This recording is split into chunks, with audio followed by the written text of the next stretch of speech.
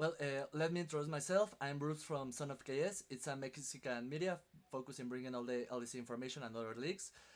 First of all, it's an honor having you here. You are an amazing coach with a lot of history. Now with G2, first place. It's like you have an amazing trajectory, and now just reclaiming what is yours, or what always has been yours, since Mhm. you are in NA, Europe again. And I once started talking about like this trip that coach has been for you. You know, you have been in lots of teams in important competences, second place at worlds, first places in regions, build different potential teams that always fought for first place. So how this journey has been for you? It's actually been quite the journey. A lot of ups, a lot of downs, a lot of like effort and trying to improve my teams and try and get the results. I'm really enjoying this year. I think this is one of my most fun years I've ever had. Um, but yeah, I'm just grateful, right, to be able to coach for this long and to be able to coach so many amazing players, right? If you have the list of all the players I've worked with, like maybe that has something to do with some of my results, right? I've worked with a lot of very great players. Also, I want to ask you, for all this time you've been coaching, how you feel when a player retires, when it finds his peak, he knows he has nothing else to prove. He retires at his best or at his worst at a middle term, but you still continue in this trajectory and being with a lot of players. How does that feel and makes you feel? Personally, I really like working with the young players. Like to see older players retire, I think it's kind of sad sometimes because they often will have a legacy, especially the very famous ones. Um, but I kind of like the bringing in new talent and new blood because I feel like what I want really is just international competition and for Europe to succeed internationally. And I feel like it's going to be with the new talent that is really going to be something that we can do, right? So I think it kind of works both ways. So you would say that the new talent is always best. Is the, like the this hungry to eat the world and prove that the olders, the veterans, can be beaten. Yeah, I think so. That's what I kind of like that about sports, right? I like the thing where there's just like the master, and then the young upstart rookies. Like I like that kind of dynamic. Sure, cool. Okay. Also talking about your time in Europe, Fnatic, G2, Schalke 04, they were great teams with the ups and downs. Something you have regret in your career as a coach? Um, yeah, I think there's like quite there's so many sets and so many decisions where I think if I would go back with the knowledge I have now, I could maybe do something. I think I lost three best of fives to qualify for the World Championship. I've almost made worlds every single year of my career, but there were three times I lost final best of five. And I think all of those I felt like my team was the favorite, right? Um, and obviously I lost the World Finals, right? Like, and the first draft, for example, in that series is one of the most legendary bad drafts of all time. So I think that, of course, but it's kind of the point, right, of coaching and kind of the point of drafting and kind of the point of match preparation is that you only really know how it works out after. And with hindsight, I think everybody has all of the solutions. So it's although if I was all knowing, I could probably go back.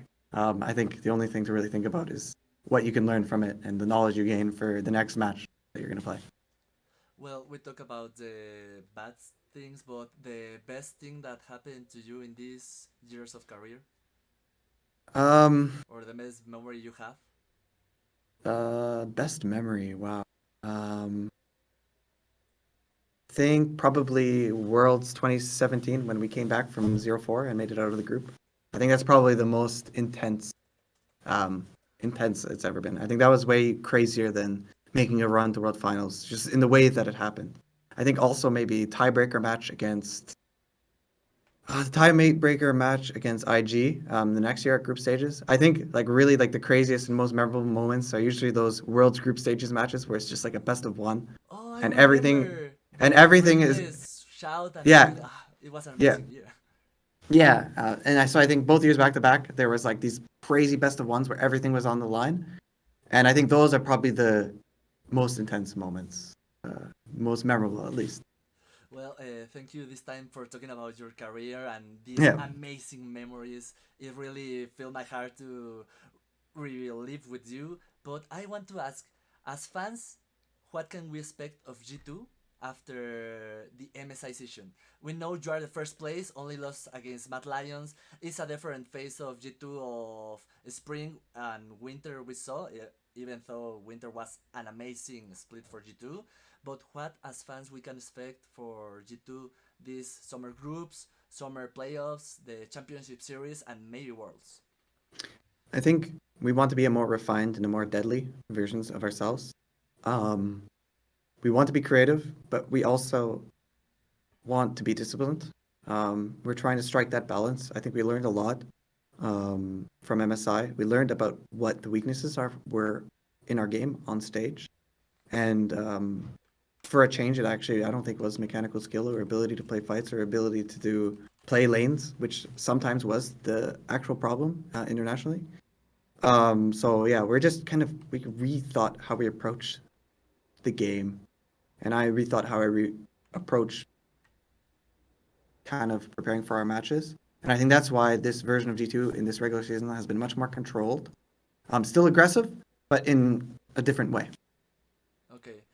I love how Roman Visual always share with us the screams, how you play, the matches you win, you lost, and the matches also you didn't finish. I like Yeah. how G2 is consistently good in this aspect. And I want to ask, how is versus Mad Lions? Because nowadays we can say is the Achilles heel, but is this also in scrims? Is this a different face we see on stage, or how is it doing with this rivalry? Um, the last best of five we had against Mad Lions was at MSI, and we 3-0'd them.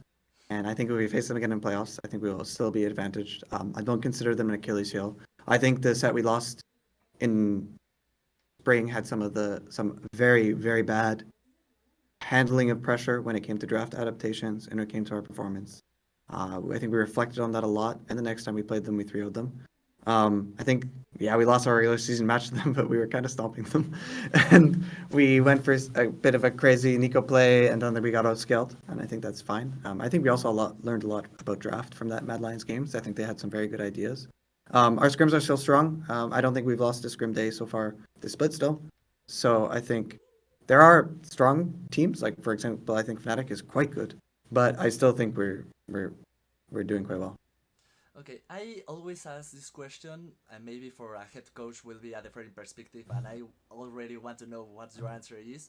Is there any team or coach you want to beat, or you have like a nemesis that is always you keep record of have you go, international or European team you always want to beat, and it's difficult because you don't know how they draft or something. As a head coach, you said is an interesting guy, interesting Yeah. team to have as an nemesis? I have actually quite a few.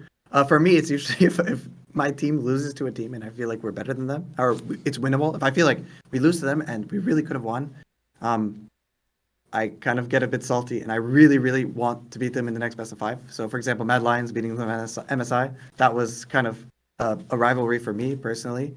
And moving into the winter split, it was Koi because Rogue, we lost the finals to them, right? 0-3, where I thought we should have won.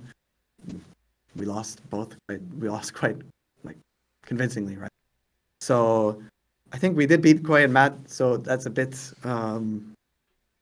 It's kind of been done. I always very much want to beat T1 in the best of five because they're the most famous team, right? They're the biggest team. They're Faker, in League of Legends, and that's something I've never done. I've never actually beaten T1 in a best of one, but I've never beaten T1 in a best of five, and I think that's something that like people would always remember.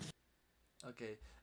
Finally, just to finish this interview, I want to ask you, from your perspective, what Europe needs to be top tier against in international scene? Because we know the Fnatic go to finals. There were two European teams at that time. We also have the G2 at finals, the G2 winning MSI, but then it came only China, Korea, China, Korea, China, Korea. What we need as a region to go again at the top of the ladder? I think two things. I think the most important is actually roster creation. I think there needs to be strong rosters of our strongest talent. Um, like our actual strongest talent, not just always the biggest names, right? Which will, I would guess, involve some combination of big names and younger players. Usually that's the recipe. Obviously, if all of the bigger names are still very at the peaks of their careers and skill, that can work as well. But I think roster creation is really important. I think there were 2 years where there's a lot of really great players all stuck on different teams, and a lot of teams had some questionable pieces. Second, I think it's just effort and amount of hours put in and dedication. I think from 2018 to 2019 to 2020 to 2021, the amount of scrims done by a lot of teams went down a lot compared to Asian teams, where the Asian teams started practicing a lot and we did not practice as much. So, although it does take a toll, right? You have to be able to be in a physical and mental condition to really sacrifice everything, right? If you want to be the actual best team in the world, entire world, you have to be able to make that sacrifice. So I think it's those two things. Also, I want to ask you: do you think quarantine affect European performance at international scene? Sorry. I wasn't competing internationally in those years, actually.